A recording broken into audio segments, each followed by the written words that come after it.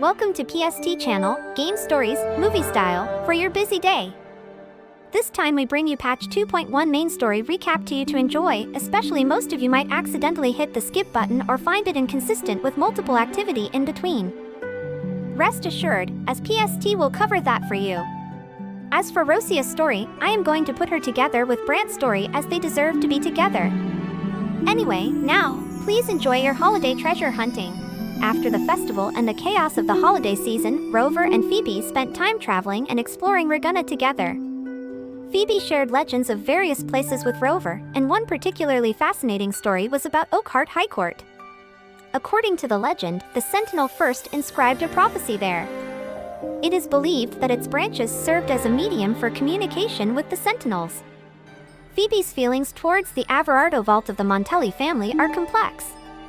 The vault was not created by the Order's command, yet it remains an impressive and distinctive place every time she gazes upon it. She thought that if the Montelli family could respect the Sentinel as much as they respected their treasures, it would be a good thing. Phoebe believed that her entire experience with Rover during this trip was something the Sentinel intended for her. The true meaning behind the prophecy is still unclear to her, but she yearns to embark on a pilgrimage to seek its meaning. Perhaps she will even encounter the Righteous One. This journey with you has been amazing. The brief experiences we've shared will stay in my heart forever. The holiday time came to an end.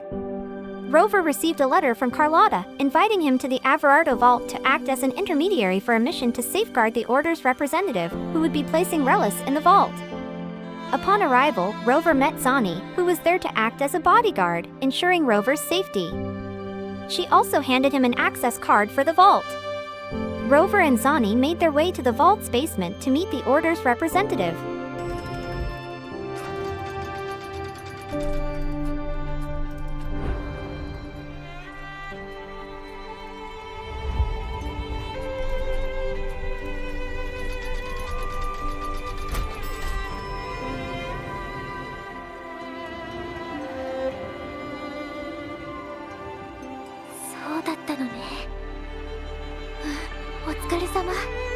When they arrived, Zani was surprised to find that the representative was Phoebe, a priestess who had previously adventured with Rover.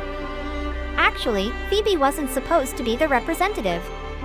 Another person had been assigned, but Phoebe had to step in due to that person being too busy. The three of them traveled together on the Echo train to the precious metals and artworks depository. Zani was surprised by the high security measures in place. All entrances and exits were closed, and it seemed that someone had infiltrated the vault, attempting to escape. They needed to catch the intruder. They proceeded to the security room to check the cameras and discovered someone named Ash, who might have stolen the vault's security module. Zani mentioned a rumor about a secret cache, which might be what the thief was after. During the pursuit, they encountered a mysterious person named Lily. She claimed she wasn't an employee of the facility and couldn't remember how she ended up there. Zani checked her card and found it to be genuine. For Lily's safety, she was invited to join them.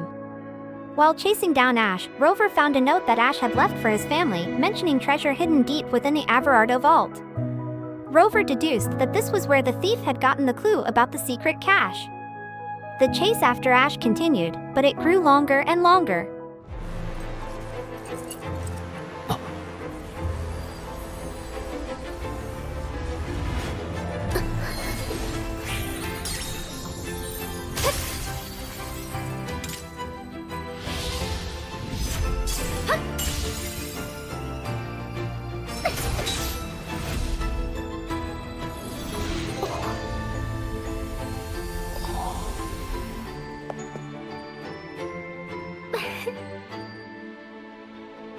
Rover decided to use the security system to guide Ash to the Echo train's final station, where they could catch him.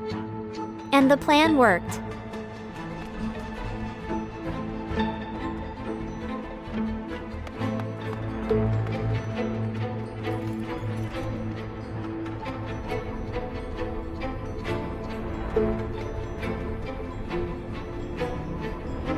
Ash reached the designated spot, but the pursuers were too late. Ash managed to board the Echo train and escape. Everyone followed in the Echo train. しっかり捕まって。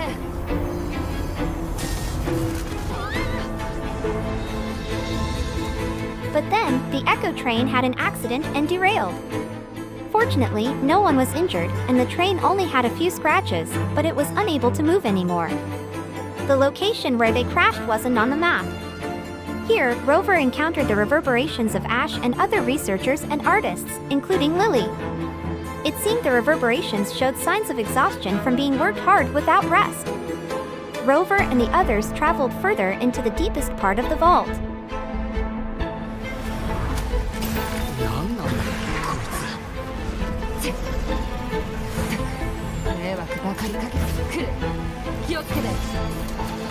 After defeating the Echo Guard and cornering Ash, Lily regained her memory. She and many researchers and artists had been imprisoned by the Order and denied the right to research and create. The Montelli family had sympathized with them and created a refuge deep within the vault, pretending to imprison them according to the Order's command to protect them. They allowed them to live out their final days happily in that place. Finally, Lily's soul could rest peacefully. Before she passed away, she asked Ash to investigate the secret cache in the vault.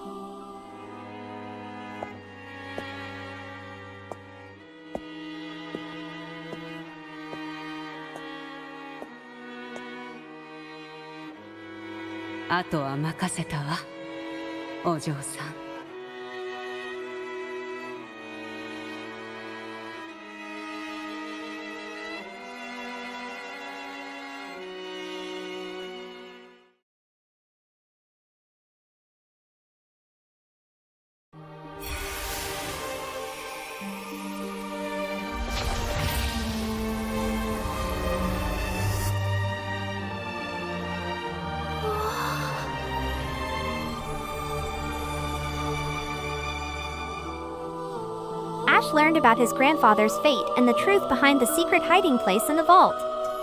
But now, he would have to face the consequences of his actions. The path has been opened. It's time to leave.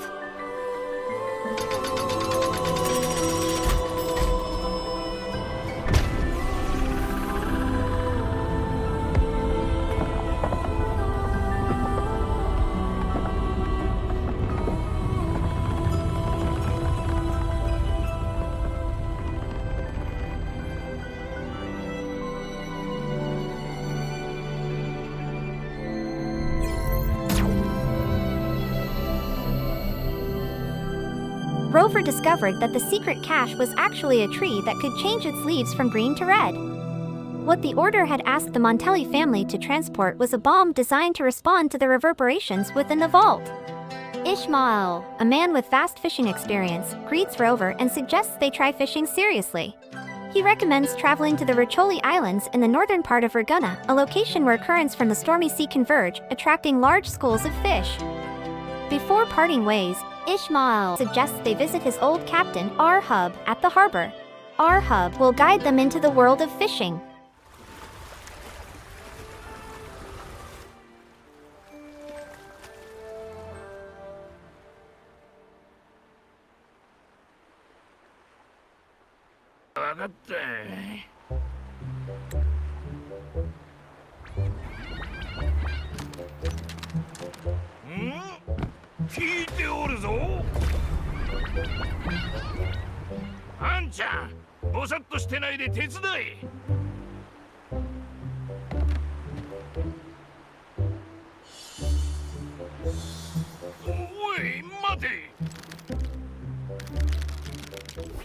When they meet R-Hub, he is battling a large fish that has just taken the bait, but it eventually escapes.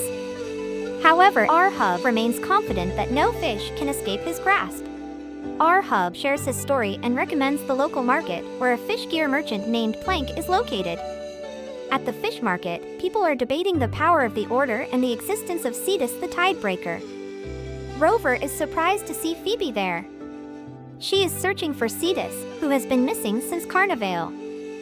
Some villagers distrust her, but R-Hub defends her, saying that Cetus is the blessing of the sea, and there is no reason to refuse those who wish to find it. Phoebe explains that she felt Cetus's pain during Carnival. R-Hub then suggests that she and Rover light the 4 beacons on the Roli Islands. If the lights return, Cetus may respond to their call. He also offers to have Rover take Phoebe on a boat to experience the sea firsthand. Though Phoebe hesitates because she has never fished before, Rover encourages her, saying, "Just be yourself." Thus, Rover and Phoebe's new adventure begins. To light the beacons, they need to get the keys our hub left with Starbuck.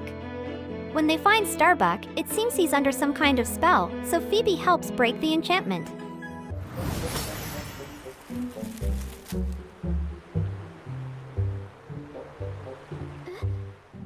Starbuck regains his senses. Rover asks him if he knows anything about Cetus. Starbuck tells them, 覚えているのは魚を取りに海に出たことだけ。でも航海の途中歌声が聞こえてきて、そしたら体が勝手に動き出して歌声を追うようにふむとしていて、気がついたらセリーン湾の沖合にいた。そこはもともと海遊のクジラが眠る場所だったんだ。歌声がまるで海の底から聞こえてくるようだった。海の中には海遊のクジラが、そしてもう一つ大きな魚の影があった。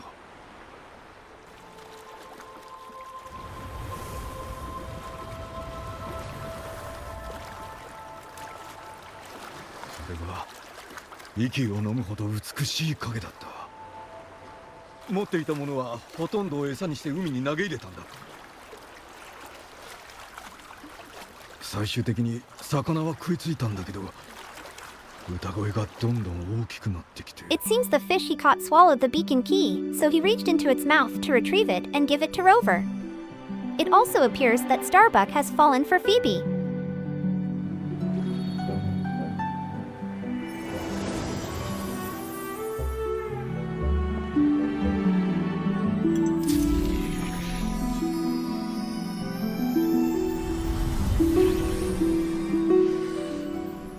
Queequeg, the ship's caretaker, continues repairing the ship diligently. Though there's still work to be done, he is confident it will be ready soon. The captain ordered it.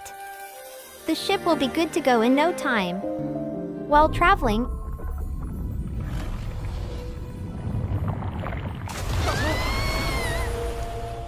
Rover and Phoebe's ship is attacked by Cetus. It charges at the ship, and huge waves scatter them. Rover shouts out for Phoebe in concern before regaining his composure and fighting Tacit discord on the island where he's been swept ashore. When the storm subsides, Rover finds himself washed up on an island. Fortunately, Phoebe is safe. Rover heads to Serene Bay to search for clues about Cetus. Upon arrival, Phoebe points to the water, saying, "That's Tidebreaker." They see it moving toward the western island. Its wounds are slowly healing, but its cries are still filled with intense anger. Our hub knows that Cetus has fled to Rhea's island, which is full of ancient mysteries. A fierce storm surrounds the island like a protective shield, but our hub has figured out how to break through. He plans for Rover to team up with Phoebe, while he and Starbuck will go together. On Rhea's island, they find inscriptions mentioning the star god Roli. Phoebe explains that this is the deepest island in Rinascita and is tied to the legend of the Sentinel Imperator.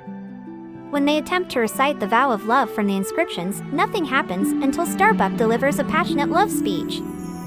Suddenly, the storm begins to calm, allowing them to enter the island. Phoebe and Rover find a stone altar that mentions 3 gifts of the sea which will help solve the island's mystery. After solving the island's puzzle, the 4 beacons light up again, and Cetus returns to its normal state. After deciphering the ancient inscriptions, 海底に沈んだ船とセーラーをあの世へと導くのが海遊のクジラの役目です。その気性は荒く、悲しみと怒りの歌は嵐を呼び起こし、全てを飲み込む。インペラトルが英知でその心を灯した後、クジラは魚群を導き、海を守っている。From the information they have, the siren that uses its song to lure people, as Starbuck had experienced, might be a creature similar to Lorelei. They decide to join forces with our hub to help eliminate the siren. Queequeg informs them that the ship has been repaired and Brant will be the new captain. Meanwhile, Starbuck, who seems once again to be lured by the siren's voice, steals the ship and heads into the storm. They quickly board their ship to follow him.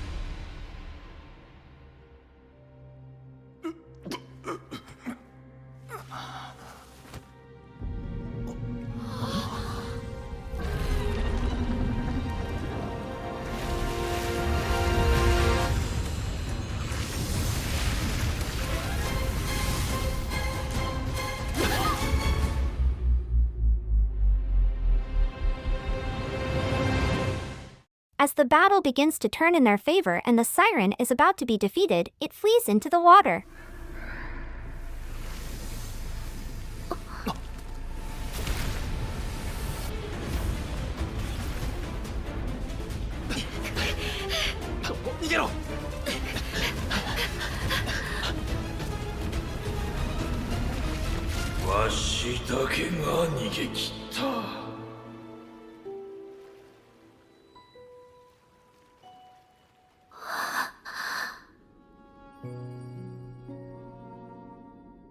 Hyohakusha-san. ここに来たらもう安全だ。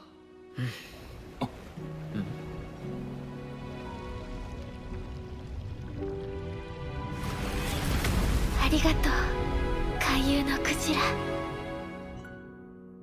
After Phoebe recovered, they encountered Cetus the Tidebreaker once again. When Phoebe looks at the massive form of Cetus the Tidebreaker, she calls its name softly. The sea creature responds with a gentle sound, while Abby greets it with familiarity. "Oh, big guy! Here we are again!" Abby translates for everyone, saying that Cetus had once been healed by the siren, but after the siren absorbed too many reverberations, it changed and was no longer the same. This is why it hesitated to fight her. Phoebe gazes at the creature before deciding to ask, "Tidebreaker, are you fully healed?" Abby answers for it, "Of course. Look at it! It's stronger than ever." But what Phoebe wants to say is not about that. She takes a deep breath before continuing, "You were deceived and betrayed during Carnival. I know I have no right to say this, but I still want to apologize to you, even if it's just from me." Cetus the Tidebreaker shifts slightly, as if thinking, then signals something. Abby smiles and says, "It says don't worry about it." Abby continues, "Phoebe has always followed its path, helping fishermen and receiving gifts from the sea. It protects those things too. And it wants to compliment you. It says you're really good at catching big fish." Phoebe looks up at Cetus the Tidebreaker, her eyes softening with a gentle light. "Be yourself, whether it's giving or receiving, faith or hope," Abby translates its last words. Phoebe smiles faintly. "I understand now. Thank you for telling me." Suddenly,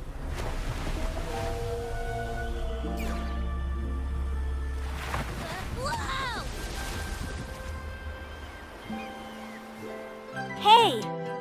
Where are you going?" she shouts as Cetus the Tidebreaker moves back into the deep sea. "One day, I'll catch you. Just wait." Abby declares loudly as the shadow of Cetus the Tidebreaker slowly vanishes into the swirling waves. But the adventure does not end here. Let's see the tease of what is the upcoming next for Wuthering Waves story. We will see you again on Rosia and Brant character story video.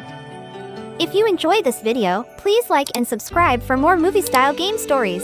We cover everything from classic RPGs like Final Fantasy to the latest mobile and MMO. Life's busy, so we keep games short and sweet. Get the story without the time commitment, a quarter of the time, all the fun. Thanks for watching, and we'll see you soon!